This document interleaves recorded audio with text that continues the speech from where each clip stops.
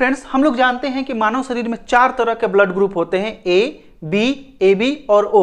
ठीक है, देखिए मानव में ब्लड का जो निर्धारण होता है वो हमारे आरबीसी में मौजूद एंटीजन के कारण होता है। हर एक आरबीसी में एंटीजन होता है या नहीं होता है। ठीक है, हर व्यक्ति के आरबीसी में या तो एंटीजन ए होता है, या तो एंटीजन बी होता है, या तो दोनों होते हैं एक साथ, या तो कोई भी नहीं होता है। इसी 4 फैक्टर के चलते ही ब्लड ग्रुप 4 ग्रुप के हो जाते हैं। देखिए इसको आरबीसी मानते हैं, तो इसमें सिर्फ एक तरह के एंटीजन है, एंटीजन ए। क्या है? एंटीजन ए। तो इसका ब्लड ग्रुप क्या हो जाएगा? ए हो जाएगा। क्लियर? इसमें देखिए, इसमें अलग किस्म का एंटीजन होगा, इसको हम लोग बोलते हैं एंटीजन बी। तो इसका ब्लड ग्रुप क्या हो जाएगा? बी। उस व्यक्ति का ब्लड ग्रुप बी हो जाएगा। यहां पर दोनों टाइप के आप एंटीजन देख सकते हैं।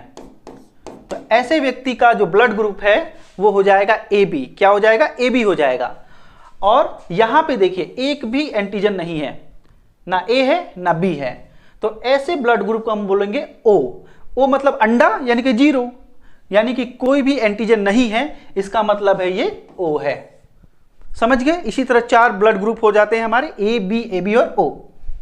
ठीक है, आगे देखिए, अब होता है एंटीबॉडी। हमारे रक्त के प्लाज्मा में एंटीबॉडी होता है। एंटीबॉडी का काम होता है बीमारियों से लड़ना, यानी कि जो भी बैक्टीरिया या वायरस बाहर से हमारे शरीर में आ गए हैं उसको ये एंटीबॉडी क्या करता है? मार देता है, उसके खिलाफ ये लड़ता है और उसे मार देता है, तभी हम लोग सुरक्षित रह पाते हैं। आपने सुना होगा जिस व्यक्ति का इम्यून सिस्टम जितना मजबूत होता है उतना कम बीमार पड़ता है। इसीलिए हम लोग हेल्दी डाइट और बैलेंस डाइट वगैरह पे ध्यान देते हैं ताकि हमारा इम्यून सिस्टम मजबूत हो। इम्यून सिस्टम मजबूत होगा तो हम लोग कम बीमार पड़ेंगे, क्योंकि हमारा शरीर जो है, हमारे शरीर में जो प्लाज्मा है, जो रक्त है, वही उन बैक्टीरिया को मार देगा जो बाहर से आए हुए हैं, तो हम लोग ऑलरेडी सुरक्षित रहेंगे। तो ये जो प्लाज्मा में एंटीबॉडी होता है ये भी 4 टाइप के हो जाते हैं, ठीक इसी तरह, लेकिन जस्ट ये इसके अपोजिट होते हैं।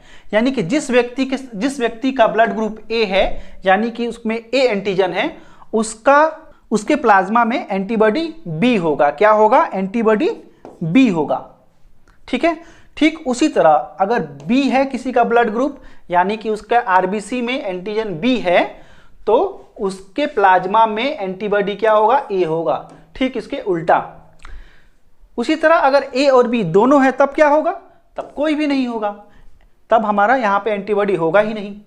और अगर ब्लड ग्रुप ओ होगा, यानी कि कोई भी एंटीजन नहीं होगा आरबीसी में, तब प्लाज्मा में ए और बी दोनों टाइप के एंटीजन पाए जाएंगे। अब सवाल ये उठता है कि आखिर ये उल्टा क्यों होते हैं? जाहिर सी बात है कि यहाँ पे ए है तो यहाँ पर भी ए क्यों नहीं होता, बी है तो बी क्यों नहीं होता? इसका कारण ये है इसका स्ट्रक्चर। स्ट्रक्चर देखिए, गोल है, इसका भी आप स्ट्रक्चर देखिएगा तो ऐसा होगा कि इस गोल में फिट बैठ जाएगा, इसीलिए ए और ए एक साथ नहीं होता है।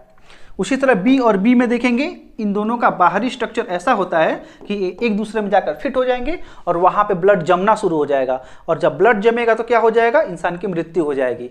तो अब आप लोग समझ गए होंगे कि क्यों ब्लड चढ़ाने से पहले डॉक्टर खून की जांच करता है कि उसका ब्लड ग्रुप कौन सा है, इसके बाद चढ़ाता है। ठीक है, अब मान लीजिए ए ब्लड ग्रुप वाला व्यक्ति को अगर हम लोग बी ब्लड ग्रुप चढ़ा दें तो क्या हो जाएगा? वो दुनिया से चला जाएगा। ठीक है, उसी तरह बी वाले को ए चढ़ा दें तो वो दुनिया से चला जाएगा। समझ में आ गया बात? पहले जब डॉक्टरों को पता नहीं था, बहुत पहले, तब मरीज की मृत्यु हो जाती थी, डॉक्टर समझ नहीं पाते थे कि आखिर ऐसा क्यों हो रहा है। लेकिन बाद में वैज्ञानिकों ने पता लगाया तो ये चीज़ें क्लियर हो गई क्यों होता है। एक और चीज़ है RH फैक्टर, आइए उसके बारे में भी समझ लेते हैं। अलावा पॉजिटिव और नेगेटिव क्या होता है ये भी आप सुने होंगे कि A positive, B positive, A B negative. ये क्या होता है? देखिए, बायोलॉजी के टर्म में अगर कोई चीज़ है, यानी कि कोई बीमारी है, कोई चीज़ है, तो उसको हम लोग पॉजिटिव से डिनोट करते हैं। किससे? पॉजिटिव से। अगर नहीं है तो उसको निगेटिव से डिनोट करते हैं। जैसे कोई बीमारी है तो पॉजिटिव, नहीं है तो निगेटिव। जैसे कोरोना पॉजिटिव, कोरोना निगेटिव। ठीक है, उसी तरह। तो देखिए, आरबीसी में एंटीजन तो होता ही है, इसके अलावा ये RH भी होता है। RH क्या होता है? RH एक रिसस बंदर का नाम है। इसी पे पहली बार खोजा गया था इस फैक्टर को, इसी के ब्लड में, इसीलिए इसका नाम RH फैक्टर रख दिया गया है। ठीक, ये एक फैक्टर है जो आरबीसी के ऊपर पाया जाता है। जैसे एंटीजन तो पाया ही जाता है, बाद में ये भी पता चला कि ये भी पाया जाता है, ठीक है। तो ये क्या होता है, जिस आरबीसी में पाया जाता है उसे हम लोग क्या बोलेंगे, अभी समझा है, पॉजिटिव। यानी कि जिस आरबीसी में आरएच होगा उसको हम लोग बोलेंगे पॉजिटिव ब्लड ग्रुप। अगर ये मान लीजिए ए वाला है, ब्लड ग्रुप उसका ए है और उसके आरबीसी में आरएच भी है, तो उसका ब्लड ग्रुप क्या हो जाएगा, ए पॉजिटिव हो जाएगा, ठीक है। और अगर ए ब्लड ग्रुप वाले किसी व्यक्ति में आरबीसी में ये नहीं है आरएच, तो उसका ब्लड ग्रुप हो जाएगा ए निगेटिव। क्या हो जाएगा, ए निगेटिव। अब आप समझ गए होंगे।